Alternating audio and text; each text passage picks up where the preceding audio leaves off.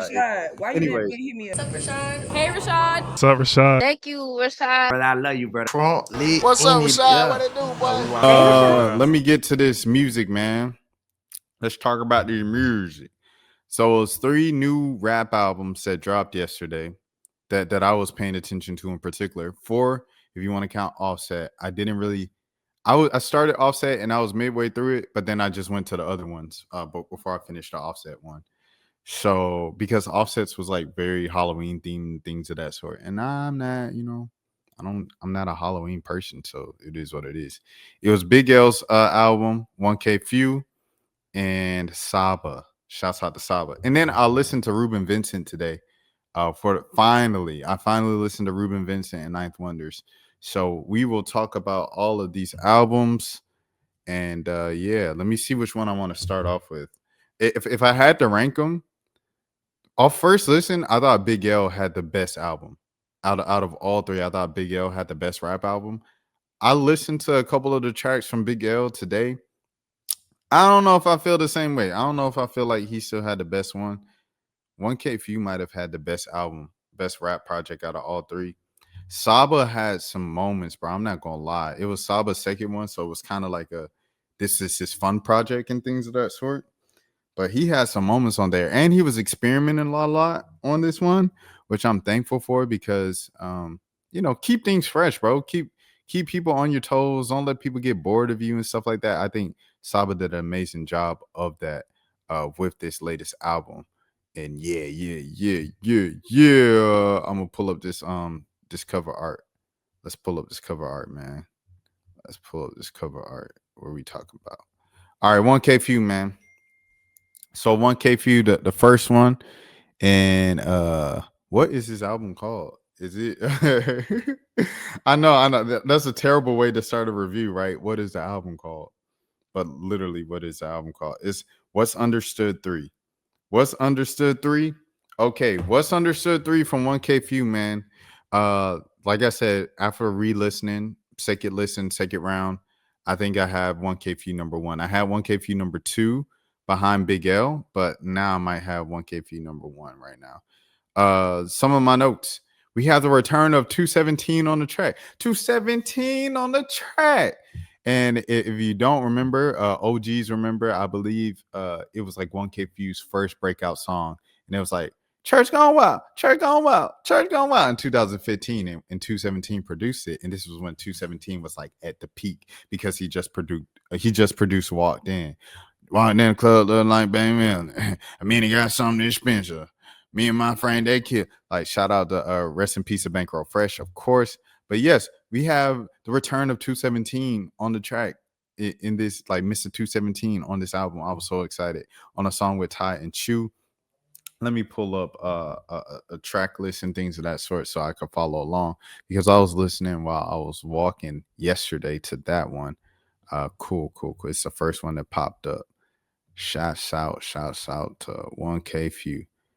Shouts out to Anike as well. She was the first feature on here with Cascade and things of that sort. But yes, it was Church House Party. This was a 1K Phew beat, I believe. Here we go. I'm gonna play a snippet of it. Yeah, that's 1K Phew beats for sure. And so yeah, I don't know. It was just refreshing to hear him again because I haven't heard him in a while. And 217 isn't like a nice guy. I remember he said that, like at the height of his popularity, he said he was ready to kind of shift all of his music to CHH and Christian like hip hop, working with 1K Phew and things of that sort. So it was nice to see him back again with 1K Phew. I said on I Can't Tell, I believe this track has a DJ on it. And I said it gave me a memory of when 1K Phew had a Hood Rich tape. It was a random hip hop memory, but 1K Phew had a Hood Rich tape at one point. And it was like DJ Scream and everybody like that and their drops. And some of the drops still had like the cussing in it. But this one had no cussing in it. But I love the fact that DJ cut songs are back in rap music. So like when you cut the most like exciting part of the song or whatever, and then put it up front to like get you hype and then go and then have the DJ talk over it as the intro plays. I love that, bro. And I love the fact that that's back now. Thanks to Tyler, the Creator. Tyler, the Creator, I feel like really got DJs and the mixtape kind of filling albums back in style with Call Me If You Get Lost. So shout out to Tyler Creator for bringing that back. Tyler Creator had he released a deluxe for Chromacopia. I had no idea. I literally saw it and somebody making a TikTok or video or reel, whatever you want to call it, a short, complaining about fans' reaction to it because he added a song called Mama, and it was supposed to be between Thought I Was Dead and like something else, another song on there. I really want to check it out because I like Tyler Creator's bonus tracks that he releases. He had one on Igor that was Boyfriend, and it was between like the interlude of Gerard Carmichael speaking and another song of like running out of time, running, yeah, between there. And it was good, man. It was so good, dude. And like it just made the flow of the album sound better and stuff like so when Tyler adds one song, it's very intentional and it's like something that was literally just on the cutting board or he thought like, oh, this would be special to throw here. I remember on the vinyl of Chromacopia, he had the version of I think it was Thought I Was Dead with Playboy Cardi, and that was just great too. And then someone uploaded a video of it, and then like he took it down immediately, like the same day, and things of that sort. And then later was it the Clips album where he said you're gonna sue me over a cease and desist, send a fee, tell the lawyer send the fee and everything. Like I was like, oh man, it's crazy. And he said, yeah, it was a former friend of mine sued me over a verse that I used. I was like, dang. That's a whole side note. I say all this to say Tyler Creator, like when he releases one song in the context of an album, it always makes sense. So I'm excited to listen to Mama and listen to it in the flow and the context of Chromacopia and the new deluxe and stuff like that. Happy anniversary to Chromacopia. But back to 1K Phew. Trey Deshawn. Trey Deshawn was a standout feature from a new artist that I've never heard before. Shout out to RG. I believe RG's from Gwinnett. So shouts out to RG. If he's not, then my bad. Shout out Aaron Cole, OG in the game, Paris Chains, Paris Shares, OG, and then Aha as well. They're all OGs. And yeah, but Tory Deshawn, I never heard of him before, but he snapped and he held his own. I really like Eastside solely because of his verse. I feel like 1K Phew, he's showing off a lot of his versatility in this project, from the worship side to the more contemporary side and things of that sort. To, of course, his trademark kind of bounce and trap music and things of that sort. Aretha is such a good freaking song, bro. Like, I still love the song. Been listening to it all year. Respect. I just need a little respect. And I get a respect. Still good. Within oh my goodness, it's still a good song. Move It. I like to move it, groove it. But move it. I've been listening to that song all year. But the hearing the remix for Forrest Frank again within the context of the album, which is like these songs are kind of like all the deluxes, the remixes. Man, Nathan Davis Jr., what a year he's having. I shouted him out on the 1 a.m. podcast like earlier this week and things of that, or like last week. However, I just can't give him enough like shouts out and stuff. He's having a great year. He's working with Justin Bieber, but he had his own hit on TikTok that was a gospel song. And to get a gospel song to pop in 2025, I feel like is kind of difficult without a gimmick. And he didn't do it with the gimmick. He just did it just from making a good song and like promoting it well on TikTok and things of that sort and on social media. Lecrae also as well did what he needed to do. No surprise there. Shout out to Big Breeze ATL. Once again, shout out to 1KP Son as always. I feel like he's a great like hype man / right hand man for 1K Phew. He always does his job on tracks. 404 True, y'all know that's one of my favorite rappers, one of my favorite young rappers and stuff like that for sure. That's kind of in like that. I hate to call it YN camp or YN era, but like he's in that crash out music YN camp. He brings the energy every single time, and he did his job on this album too. Let me see.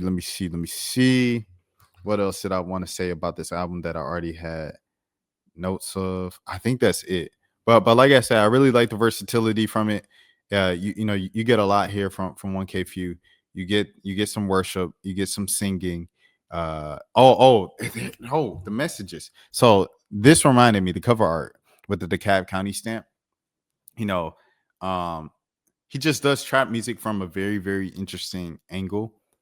Obviously as a Christian artist, he does it from the angle of he's lost a lot of his loved ones and friends to the justice system and behind bars, and he's just like, dang, like I was just with you serving, because 1K if he used to sell and things of that sort. This is not out of him. This is just from his previous interviews from years past and stuff like that. He used to sell, he used to serve, and so like the people next to him getting arrested and getting locked up by the Cab County, everything. Because I believe 1K Fuse from Lithonia, so he's just outside of East Side. Like he's East Side. It's like East Side, Decatur, and then Lithonia. So he's out there in Lithonia. That's where New Birth, Jamal Bryant's church is. And I've seen 1K Fuse perform actually at New Birth, like during the kind of pandemic where it was just like drive-in services or outdoor services. 1K Few was performing then. It was a few years ago, and I met him. I took a picture with him and stuff like that. Shout out to 1K Few. He cool people. But he just does trap music from a very interesting angle of like my friends got locked up. This is the kind of the results of the trap as opposed to glamorizing and praising the trap. And I think that's always important to do. If you like, no one is faulting any artist of telling their story and telling what they see and what they're currently experiencing, even if they made it out themselves. The thing that people, I in particular, I won't even say people, I'll make it more particular and kind of specialized to me. The problem that I would have with such music is, okay, you got rich off of glamorizing a toxic lifestyle and a cycle that other kids are going to want to follow it behind and do. And I believe if you focus on the pain, and the results, the painful results of following said glamorized lifestyle, instead of just focusing on, yeah, it makes me look cool and the girls like me and I'm getting girls from it. All of those things, I think that is a responsible way to handle your platform as an artist. And I think 1K if he does a good job of it. Frank Forrest or Forrest Frank, the big, he's kind of like yeah, okay, I'll say it like this. Let me pull up. Yeah, Forrest Frank on the Move It. I like to Move It group. He's rapping on here, and Forrest Frank is like the biggest thing right now in Christian music, right? In 2025, and he's on a 1K Few song and stuff like that. And when you get the biggest artist in your field on your song, you want them to do what they're known for, bro. Like, so you want Forrest Frank to give you some singing and some pop melody, something that's catchy, that's gonna go viral on TikTok and give you one of them his numbers type songs, right? That's what you want. That's what you want. This Joker Forrest Frank get on, he rapping, he talk about my baby is over this 80. Baby. I'm dripping this sauce and it's crazy. I said, oh my goodness. I knew Phew was turned to hear Forrest Frank rap like that at the same time. He was probably like, man, I want you to sing on that. And Forrest Frank, he sing a little bit at the end. It reminds me of Asher Roth. Ironically, this is kind of a full circle moment. Wow. I just shouted out so 1K Few, he had the song. Let me go back to it. Let me go back to it. He had the song in here. What was it? It was I Can't Tell, I believe, that had the DJ in it. So I believe it's DJ Michael the fifth, right? Or DJ Michael V, right? So I was like, man, the DJ's cuts and stuff like that and music and albums and rap albums now, that's come back. And probably thanks to Tyler Creator for Call Me If You Get Lost. Well, it's Call Me If You Get Lost. It is a gangster girl. So by who? DJ Drama. So now, full circle moment. Are you ready? In 2013 or 2014, it might even been 2012. DJ Drama hosted a Gangster Grills with Asher Roth. DJ Drama's from Philadelphia, and so is Asher Roth. I've interviewed DJ Drama 2 or 3 times. I've never asked him about this tape. The Greenhouse Effect, Volume 2, I believe I want to say it was. Asher Roth has a song with Chris Brown and Justin Bieber. Can you believe that? In the mixtape era and everything? Should go crazy, right? Well, if you never heard of the song, it's because Chris Brown and Justin Bieber are on the song rapping. Oh my gosh, bro. So Asheroth is probably like, hey, I'll take anything I can get, bro. You get a song with Justin Bieber and Chris Brown, we'll take it, buddy. I'm not gonna complain. But yeah, if you want Chris Brown and Justin Bieber on your song, you want them jokers rapping, you want them jokers singing, you don't want them jokers rapping. It's like another thing with Lotto, right? Lotto had the song Sunshine on was that her last project? No, it wasn't. It was 2 projects ago, 777, because the last project was Sugar Honey Iced Tea. But 2 projects ago, she had the song Sunshine, and she had Childish Gambino on it, and the it's like church organ on it, and it's like upbeat and stuff like that, and it's nice. However, Sunshine is about a weapon. And you know what I'm saying? And stuff like that. And it's kind of like the metaphor of like nice little dun, dun. Like it feels like a sunshine and it's warm and it's yellow and things of that sort. But like the message is like, I got that heat on me, I got that fire on me. And over like the church beat, the dun, dun, dun, for y'all my enemy, for y'all gaming me, over all of that, right? Like it has just a bright, upbeat, singy pop song. Childish Gambino is coming off of "You Feel Like Summertime." Like it's the same feel of that.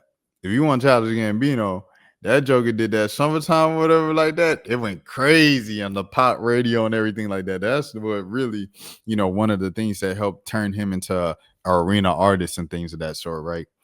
And because he became like a successful big pop artist from that little summer 2-pack, which was "You Can Feel It in the Streets," the little summer 2-pack alongside that was kind of like off the heels of the success of Redbone. Just a history lesson or whatever. And then "This Is America," like those were all bona fide hit pop songs and things of that sort. So with that being said, she invites Childish Gambino on. I can bet, based off the feel of the song and that context I gave you, she wanted Gambino to sing a little bit more on it. Gambino ain't rapped in years. This joker, come on. I feel like it's on the he on there rapping, man. Damn, what's happening, man? Damn, what's happening? Oh, y'all lost. K kicked y'all. It's all good. It's all good, man. I'm doing music reviews now. I'm doing music reviews now. Afterwards, it'll probably be about maybe 20, 30 more minutes, and then we'll get into everything else. But salute, Dan. Salute. Appreciate you being in here. But yeah, that was Sunshine. But it's the same thing here, where 1K Phew has Forrest Frank, like the Justin Bieber of Christian music in 2025, and this joker is rapping. But hey, he's on there. And then, of course, I think at the end he had the "Let Go, Let God." I believe this is a remix, and it's got 2 million plays, featuring Hovey. But I believe, or Hove, I'm sorry how to pronounce it. And I know he's an extremely popular Christian artist because I see him like he has big plays every single time. But what was it that I wanted to say? But he had another "Let Go, Let God," like on the Pray for Atlanta tape, right? With Zaytoven. And that one is "So I had to let go and let God. All I know is go up." I think this is a remix, if I'm not mistaken, because it say "Let Go, Let God," the anthem. I believe that's a remix. Just like how Aretha, I want to say this "Move It" might be a remix, but maybe Forrest Frank was on the original the whole time. And All I Need. These are all remixes, if I'm not mistaken. If I am, feel free to correct me. But yeah, I was very excited when I heard this. Like I said, the versatility, everything like that from 1K Phew. I texted him. I was like, "Yo, like it's cold." He ain't text back. He's never texted me back. But I had to let him know my appreciation. So shout out 1K Phew for this project. And yeah. Hold on. And I believe the name of the project is What's Understood 3. Is that it? Yeah, What's Understood 3. So shouts out to 1K Phew on that. The next.